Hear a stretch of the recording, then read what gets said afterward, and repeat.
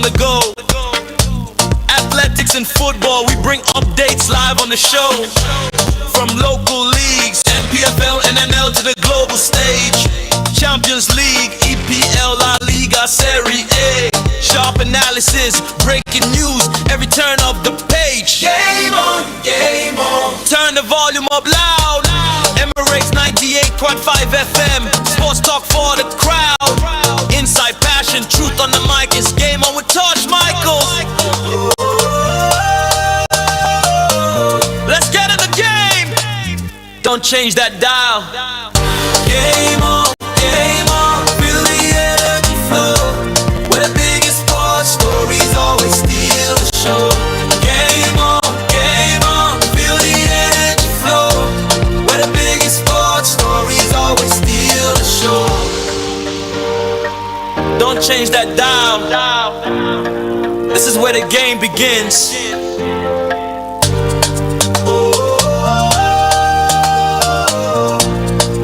Game on with Tosh Michael.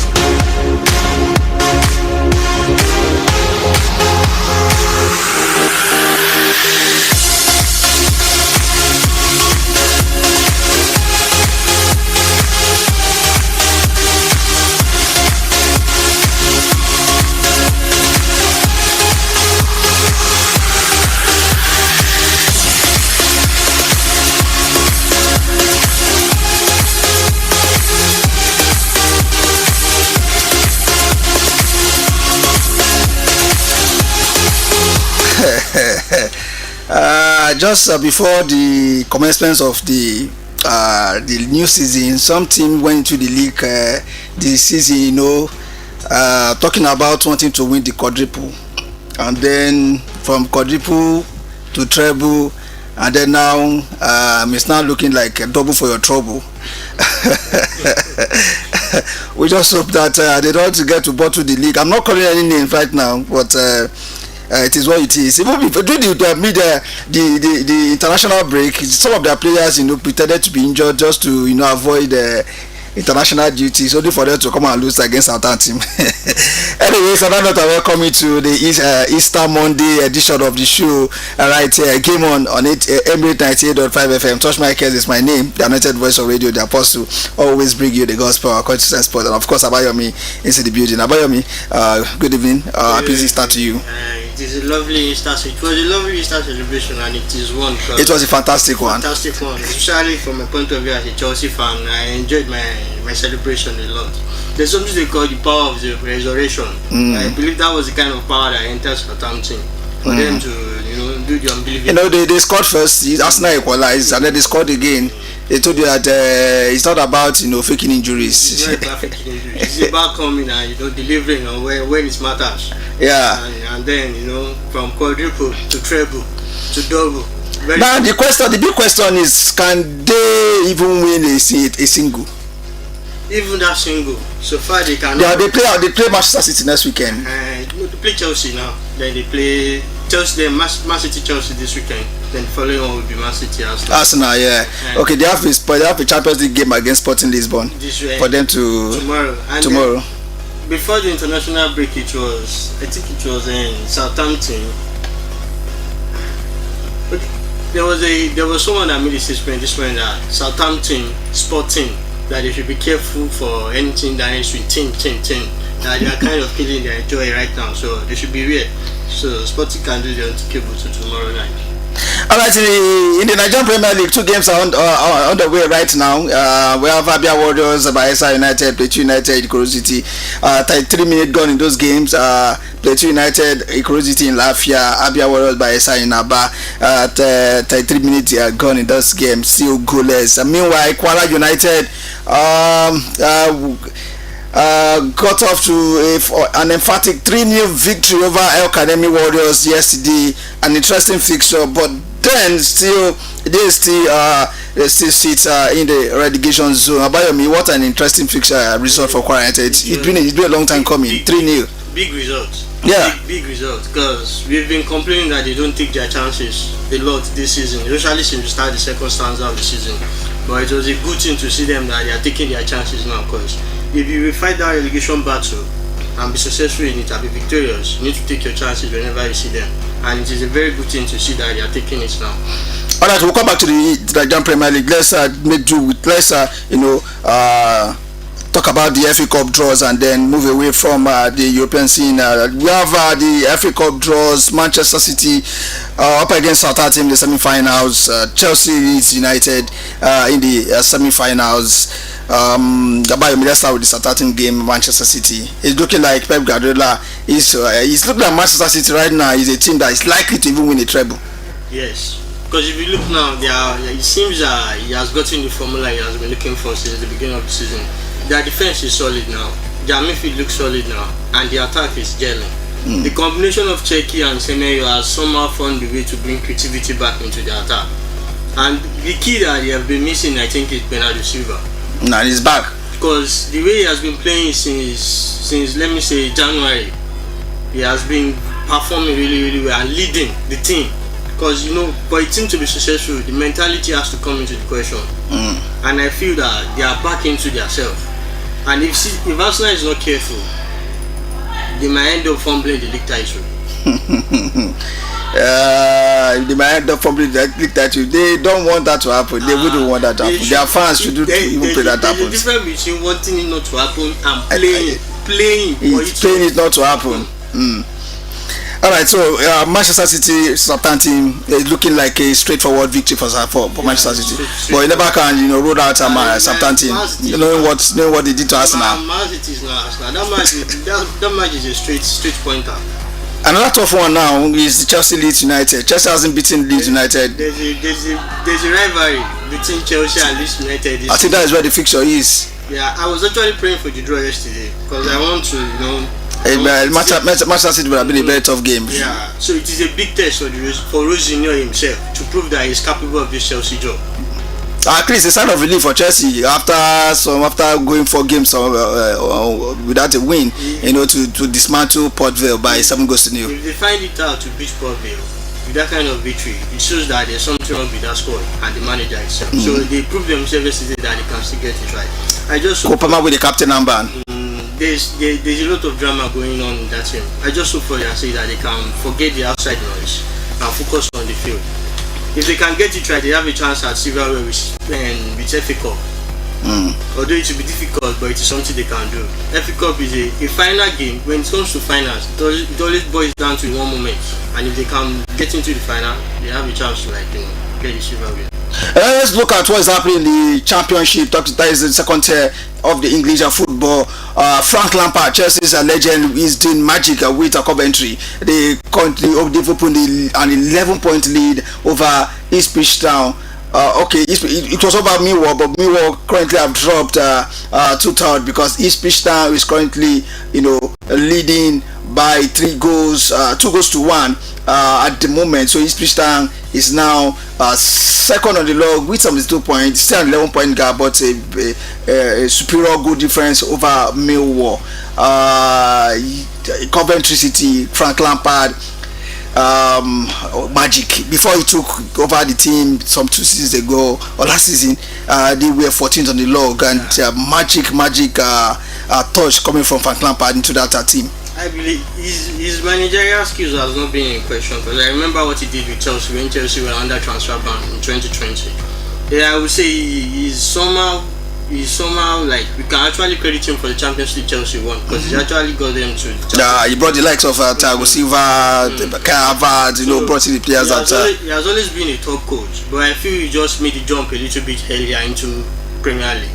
So when it comes with Coventry, and hopefully they don't sign too many players to disrupt their play, I believe he has the skills to like be a top manager. No, they had a solid transfer, addition in Super Eagles midfielder from here at the tank. He always has this thing that he always brings out the best in Super Eagles midfielders. If you remember, he had a stint with Iwobi in Everton, and he actually turned the career of Iwobi around. See Iwobi now. Alright, so the championship, Portsmouth played to draw with Oxford United, 10 men Portsmouth right there. Millwall lost at home to Norwich City 2-1. Blackburn Rovers currently playing goalless with West Brom, 82 minutes gone in that one. Bristol City 1, Sheffield United 0, Derby County 1, Stoke 0, Ipswich Town 2, Birmingham 1. Of course, Preston North End 1, QPR 0. I just hope to see QPR back in Premier League. Sheffield Wednesday 1, Leicester City 0, Watford 1, Charlton 1, and of course, still to come later tonight will be Swansea, Middlesbrough, Hull City, Coventry. Coventry will be away. We hope to see what they come out with in that game. Not looking good for Leicester City, who are down the relegation waters in the championship. Bayomi, they are 23rd on the log with just 40 points. The team that came. The team that draw for the Premier League. It tells you how difficult the championship is itself. I believe there was a saying that say championship is so much more difficult than some top 5 leagues. Of course. It's more competitive. Yeah. And look at teams like West Brom also struggling right here. Watford. Almost most of the teams that came down last season are not performing that well this season. But it will be good to see Ipswich Town and Millwall back in the Premier League. Okay, let's move away from that back to the English Premier, the Nigerian Premier League, or maybe let's go straight to the NNL. One match is currently ongoing. That match I might decide who will pick the second slot to the Premier League. Talking about Inter Lagos taking on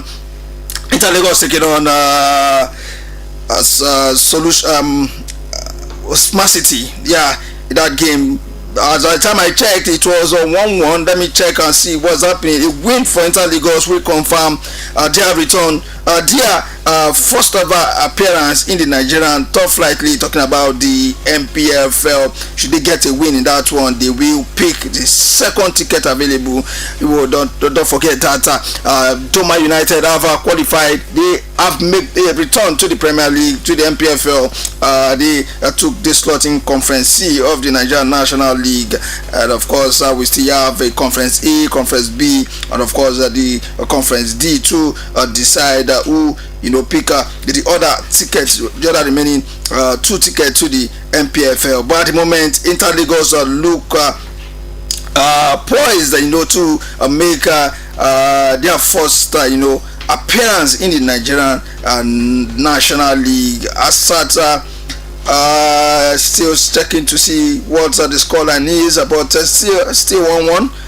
It was Smart City that actually got ahead in that game before they actually equalized. Talking about Inter Lagos, but then we just hope to see what happens. But let's run you through what it looked like on the table. Talking about the Nigerian National League Conference A, we have Inter Lagos with 28 points after 14 games. We have Beyond Limit with 28 points as well, but they played a game more. That is a 16 game. 2 games more, 16 games. Talking about Beyond Limit, and of course so a victory for Inter Lagos would solidify their promotion quest right here. And of course sitting third is Ashland, who got relegated last season. Looking so sad for the Nazi Millionaires. They can't make an instant return to the Premier League. And of course let's go to Conference B. We have Aqua United, who got relegated as well last season. They sit top, but it's a bit dicey for Aqua United. They have 32 points after 17 games. They are closely followed by Sporting Lagos, who have 30 points after 16 games. Sporting Lagos have a game in hand against Calabar Rovers. Calabar Rovers in it on another game following that accident that happened last week, which made that game to be postponed. That game will now go down on the 8th of March, or the 8th of April 2026. Yes, talking about Sporting Lagos Calabar Rovers. A win for Sporting Lagos would put them a point ahead of Aqua United. A win for them against Calabar Rovers will put them a point ahead of Aqua United, and then they will go on the final day. It will be Sporting Lagos will be on the road to Osun United. Of course, Aqua United will also be on the road to Solution FC. It's looking very tight right there in Conference B. Talking about who gets promoted to the MPFL. I just want to see Aqua United back to the Premier League. Even though Sporting Lagos also, well, it will be 3 teams in Lagos. Should you have Sporting Lagos, Inter Lagos, and Ikorodu City? You have 3 teams in Lagos in the Premier League. It just shows how Lagos is like living on that competitive in football.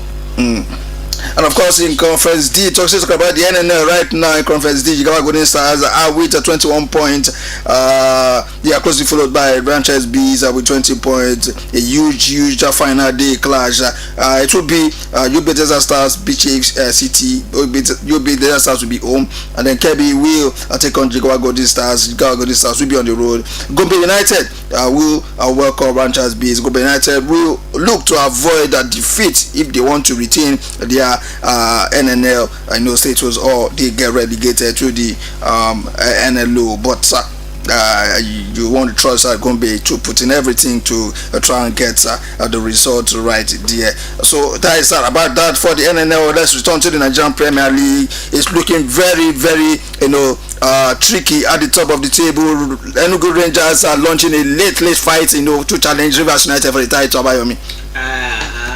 I was tipping Rangers United, Rangers International for the league, because they've been competitive, especially against Rivers United this season, and they've kept it to 100. Because it is not easy to This is the return of Fidelis Lichuko from national duty. They've had some brilliant stint of results. Talking about Rangers International, it is not easy because Rivers United had a lot of postponed matches that they had to come back for the point. Fatigue also setting. So Rangers International, I'm going for them to take the crown this season. Okay, let's see what the table looks like for Nigerian Premier Football League after match day 33. We have Rangers International who top the park with 55 points. They are tied with Rivers United. Interestingly, they've won same number of games 50-15. They've drawn same number of games 10-10, and they've also lost the same number of games 8-8. But what puts Rangers ahead of Rivers United at the moment is the better goal difference. They've scored more goals, 40 to Rivers, who have scored 3 goals, and then they've also considered 25 lesser goals to Rivers United, who have considered 27. So they have 15 goals difference, and Rivers United have 6. So that put them top of the Nigerian Premier League, standing after 33 games. Rivers United second. We have Ikorodu City, who are currently playing up against Plateau United in Lafia. That game had to be moved away from just because of the security concerns right there in Jos. So the MPFL decided to take Plateau United out of Jos. So that game is currently goalless at the moment. Nasarawa United were stunned yesterday by Kun Khalifa to 1-0. That game, 90 plus 5 minute goal. It'd be surprising. Very surprising. But then it just gave me, let me say, Kun Khalifa a little bit of it in the allegation battles, but then it might be a lost battle, we don't know. Might be a lost battle because they have 36 points and they have 33 games, and then we have Wiki Tories who have now dropped to 19th with 37 points. Aqua United, despite the victory, they still sit 18th on the log. Even they can give us around 3 points. Just maybe. And of course, Remo Stars, after their 1-0 victory over Shooting Stars, they still 17th, still sit in the relegation waters, but they are looking likely to survive. Talking about Remo Stars, we have Bayelsa United, who are closely, dropping from 13th to 20th. Anybody can come down into the relegation zone. Absolutely. Very, very competitive. Absolutely. We have Kano Pillars, who have moved up to 42 points after that funny bashing of Bendel Insurance yesterday in Kano. Interesting fixtures.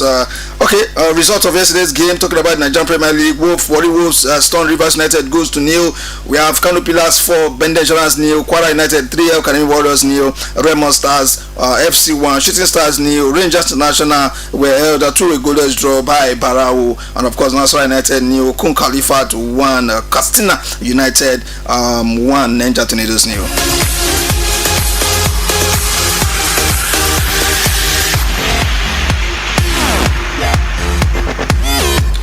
Of course, you can join the conversation right here on. You can join the conversation right here via the phone line 07056902827 09031917355. It's game on right here on Emirate 98.5 FM.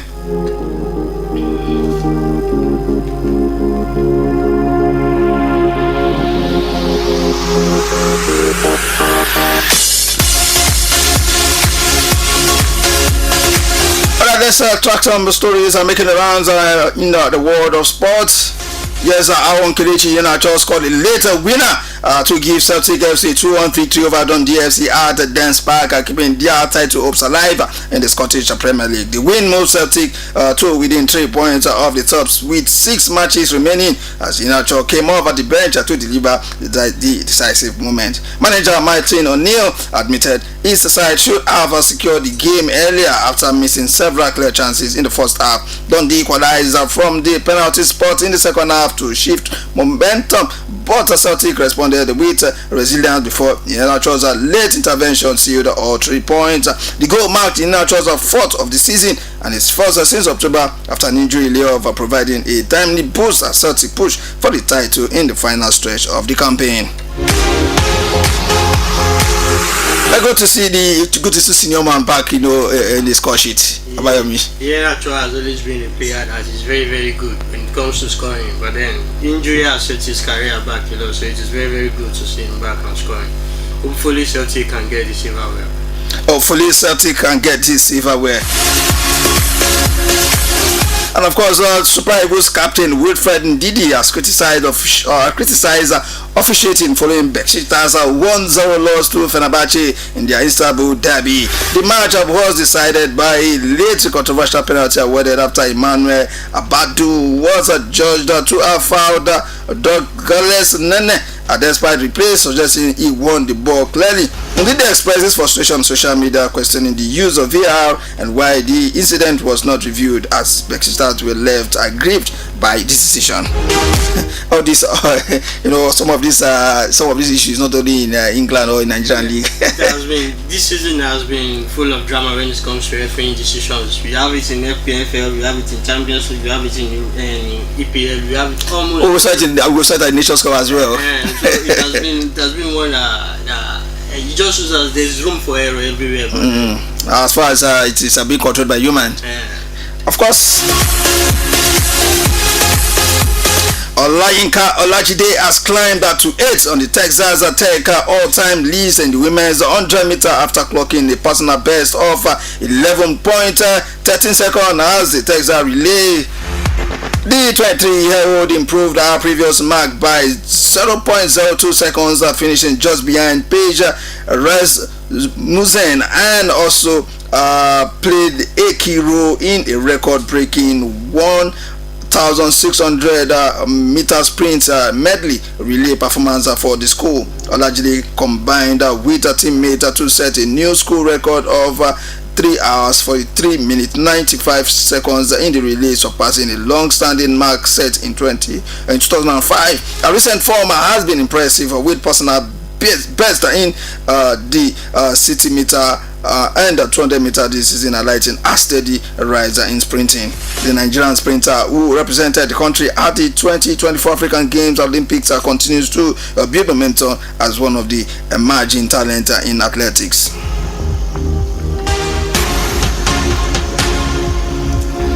Still tracking top stories and making the rounds the beautiful world of sport. Let's tell you that Rosemary Chukwuma opened her outdoor season with victory at the battle on the Bayonne in Lucinia, clocking 10.81 seconds to finish ahead of Favor Foley and Canadians Dure Lundik Leduk, despite recording the fastest all conditions time of her career. The performance will not count as a legal personal best due to a stronger tailwind. Chukwumas dominated from the start, holding off a late challenge from Phillies and marking a second win over her compatriot this season after also edging her in the 60-meter early in February. She maintained a consistent form, building on strong performance across both indoor and outdoor events. The 24-year-old continues to establish herself as one of Nigeria's top sprinters, following appearances at the 2025 World Championship and the Paris 2024 Olympics, alongside multiple relay medals on the continental stage.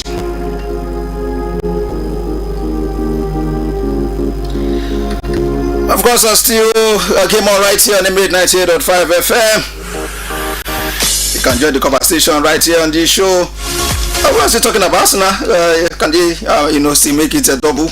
Is it certain? Can they make the Premier League? Can they leave the Premier League this time? They came into the season hoping to make it open to win the quadruple, but as it stands now, they only have double for your trouble. Sorry, they only have double to challenge for the Premier League and of course the UEFA Champions League. They have Sporting Lisbon, to trade tackle with in the Champions League. I think that's the quarterfinals or round of 16. The quarterfinals here. Abayomi.